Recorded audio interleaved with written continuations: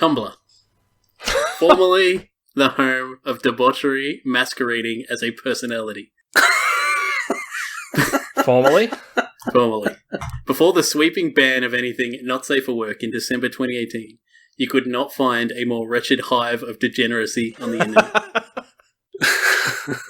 Powered by cutthroat feminists and filthy weeaboos, Tumblr rose to a staggering valuation of $1.1 billion when it was purchased by Yahoo in 2013. Jesus. Post-debauchery, Yahoo was only able to flip it for a meager $3 million to Verizon. Whoa! Oh, wow. That's not the failure I'm talking about, though.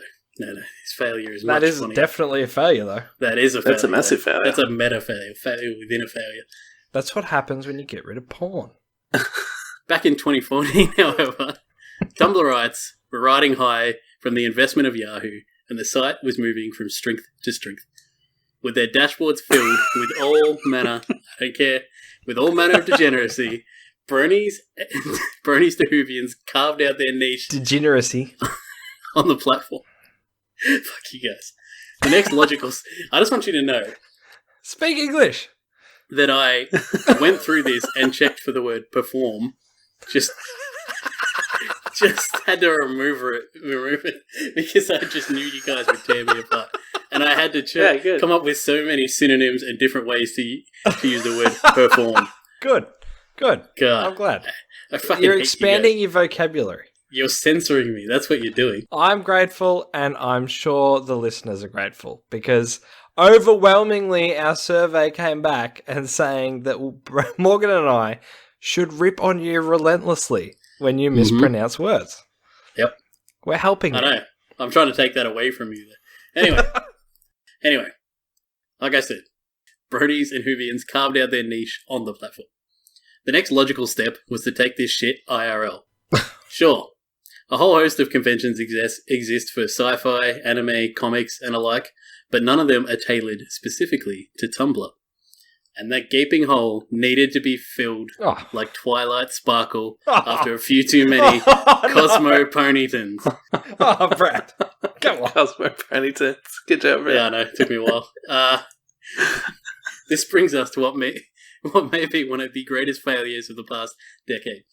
Dashcon. Oh, yeah. The Tumblr-themed convention was set to take place over the weekend of July 11th, 2014. Dashcon LLC had been established to bring the event to life and quickly set about promoting. An Indiegogo campaign was set up to crowdfund the event, an unusual move as they were surely going to need additional funds from door sales to make the event a success. But nonetheless, they successfully raised $4,000. Planning began in earnest. Dashcon was able to secure the Renaissance I'm just going to call it Scamberg because that's how it ended up being. Renaissance Scamberg Convention Center in Scamberg, Illinois, for the paltry sum of $40,000. So hold on. They raised $4,000 for the event. Mm-hmm. And the venue cost them $40,000. Yes. Now, I'm not saying that they didn't make the money. What I'm saying is that they secured it when they didn't have the money. Right. Okay. With a place to hold the convention lined up, the promotions gained an air of legitimacy. And with the help of popular artists, Dashcon was able to get certain fandoms to pimp out the convention extremely hard. Chief among them were the Super Who-Lockians. What? A degenerate amalgamation of Supernatural, Doctor Who, and Sherlock Holmes fandoms. Why? Yeah, the Super Who-Lockians. That's... Okay. Choose one, you know. This is upsetting me already. Well, that's the thing. I think that's why it upsets me. Why? And I'm sorry to disrail you a little bit here, No. Brad. Disrail. Sorry, derail. Not disrail, derail. This is how upset I am. I've lost all faculties to fucking speak correctly. But that's my big problem with internet culture is how people, like, they have to belong to this group and only that group, and they can't belong to anything else. So you can't be a fan of Doctor Who and Sherlock Holmes and Supernatural because that's three different fandoms, and you can't do that. You can't belong to three different fandoms. So they have to create, because they like all three, they have to create this new niche fandom to the exclusion of everyone else, and it just... Lachlan. I'm getting upset. Lachlan, who hurt you? Lachlan was upset that they kicked him out of the Death Note fandom when they found out he liked Naruto or something. I like Doctor Who and I like Sherlock, but I don't like Supernatural, okay? They won't let me in. Oh, shit. Anyway, with pre-sales and donations, Dashcon soon secured enough money to start thinking about additional entertainment. Sure, there'd be plenty of panels about white guilt and hating cisgendered people, but those frothing feminazis needed something to soothe the soul between sessions of tearing down the patriarchy.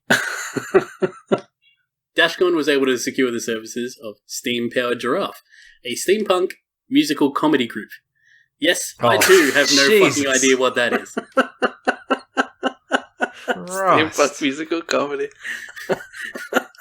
Much to the delight of future attendees. Next, they parlayed their success at securing Steam Powered Giraffe into booking popular podcast Welcome to the Night Vale, a fictional radio broadcast from the fictional town of Night Vale. I've heard of that. Yeah, people went mildly wild, and Dashcon began offering VIP tickets that included a meet and greet with the cast on the Friday night. The team then promised a huge ball pit and jumping castle, Dr. Horrible's sing-along vlog, and a myriad of different panels for the low price of $50 per day or $65 for the whole weekend. So, just to recap. Steam Powered Giraffe Show, Welcome to Night Vale meet and greet, plus live reading, huge ball pit, Dr. Horrible's sing-along vlog, and panels out the arsehole. Check. When you say check. Dr. Horrible's sing-along blog, do you mean they were going to have Nathan Fillion and Neil Patrick Harris there? No. They were going to have the show play, and they were going to all sing along to it. Ah, good God. That's... yeah. Sounds fun. I can't imagine anything worse. On paper, Dashcon 2014 was a Tumblrite's wet dream. But like their degenerate website, the harsh light of reality would leave them exposed.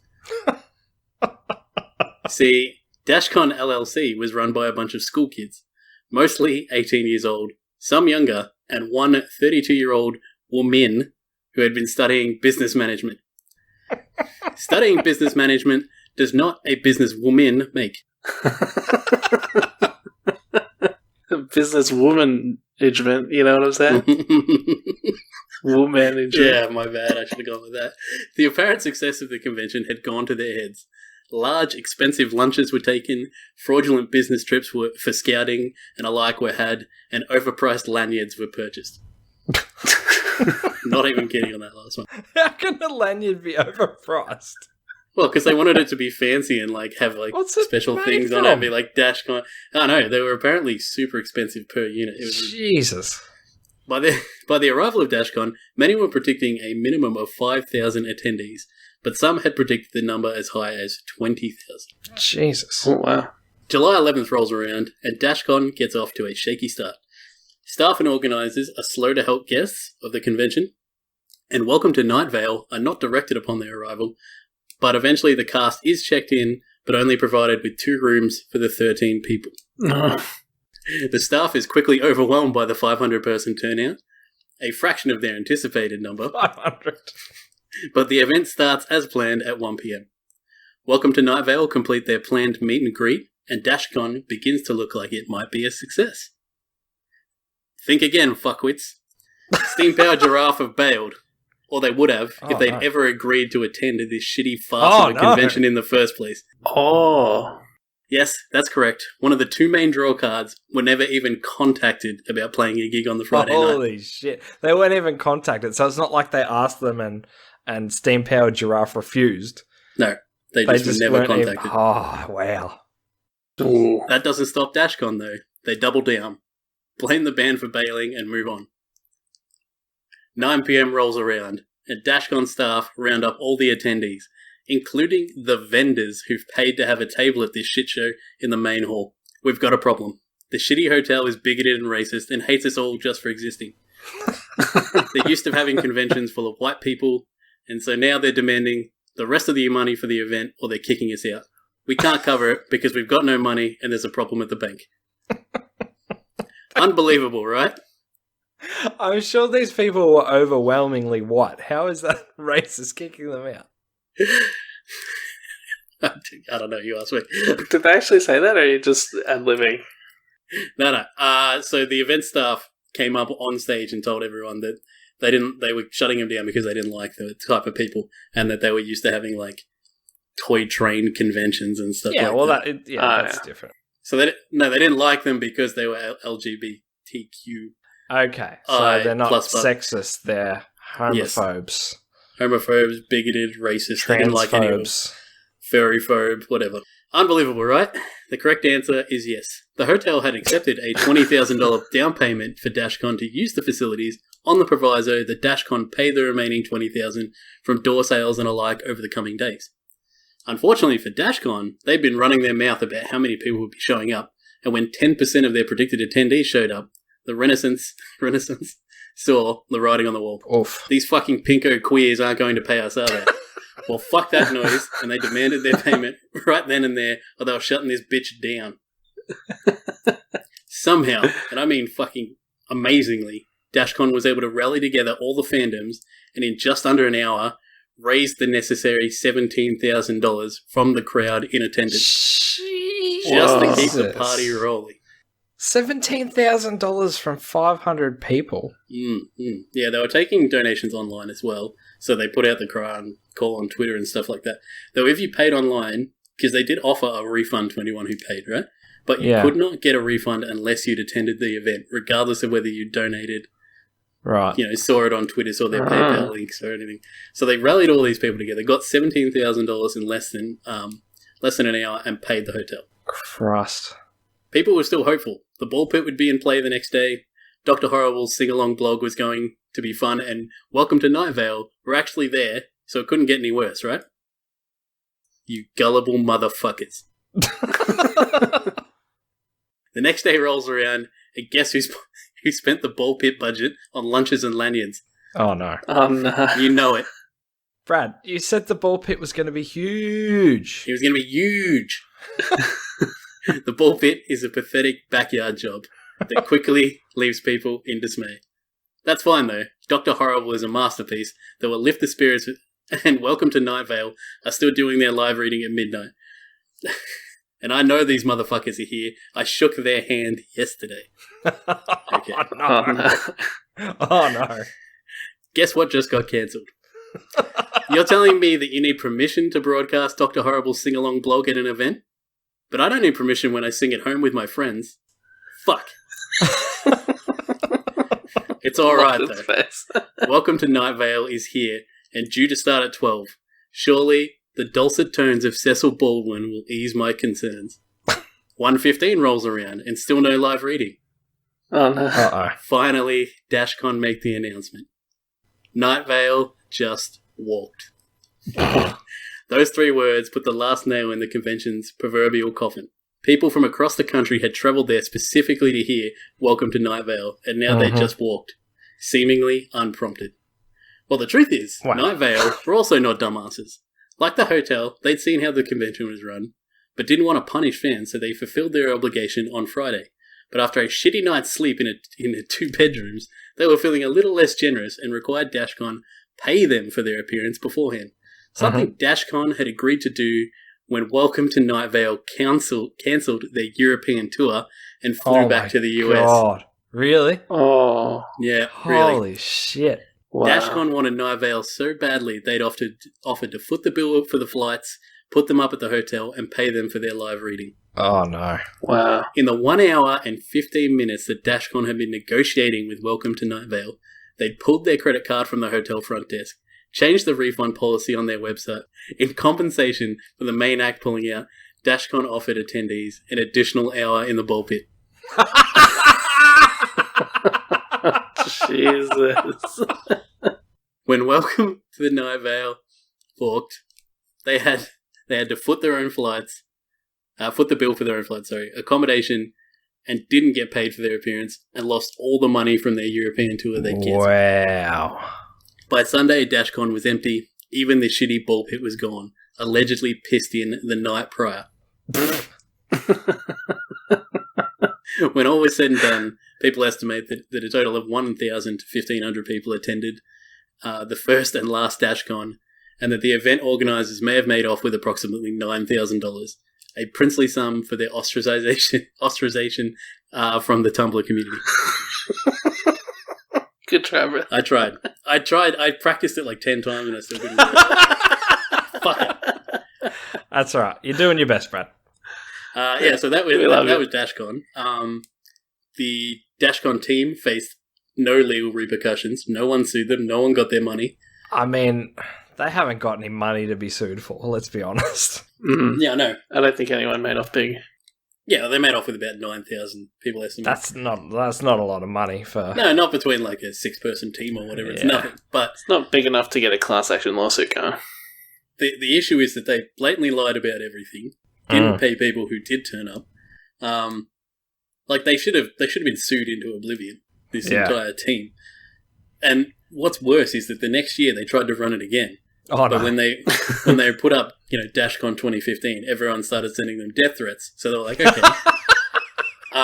let's not do that. What if we call it EmojiCon? Oh, God. What? I don't know. I don't know. Where did the name Dashcon... Like, what's the dash? Okay, Shouldn't it have been TumblrCon?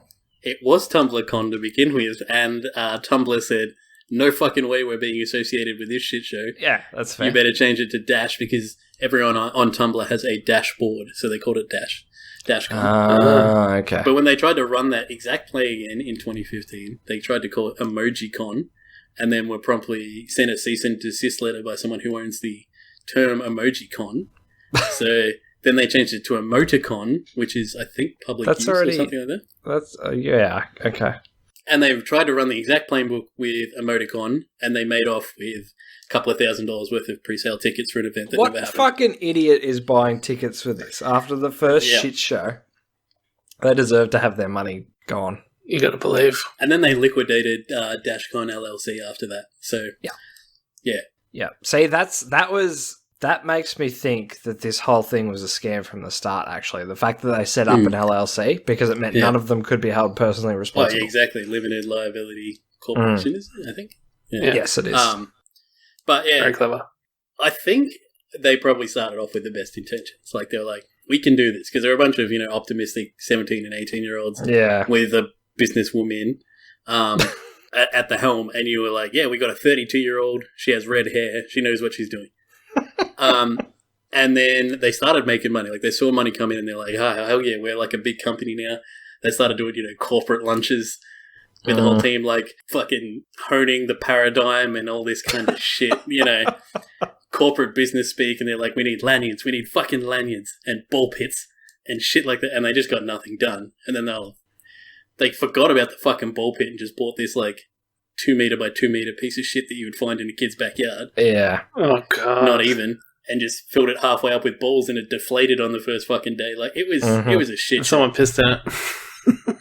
I've seen photos of that ball pit, and my kids have one exactly the same, and they fucking deflated it. Like a 2-year-old and a fucking 6-month-old deflated it. So what are a bunch of grown-ass people going to do to it? Well, I mean, the pictures of people sitting in that ball pit are fucking It's depressing. very sad. Yeah. There's like 6 people in there. It's like 3/4 full. And there'll be people sitting on the outside. But you also got like allotted times to go in the ball pit. You couldn't just go any time. It's like, you can go at this time. You can go at this. So when they said, we'll give you an extra hour in the ball pit, that was like a treat. Wow. Yeah, like, An wow, extra we get an extra hour? hour in the ball pit. Hell yeah. And allegedly the pissing incident was someone from Pole who went and bought a ticket, pissed in a bottle, and then emptied the bottle into the ball pit. Oh, God. So that's allegedly. I can't confirm that. No one really can. I wouldn't surprise It's me. kind of like an unnecessary middleman. Like, you pee in a bottle. Like, come on, just pee in them. I guess then you get it all over through your clothes and stuff. Yeah. He knows what he's doing. I should have given him more credit. That's good plan. Thinking I ahead. think 2 more things I'd like to bring up.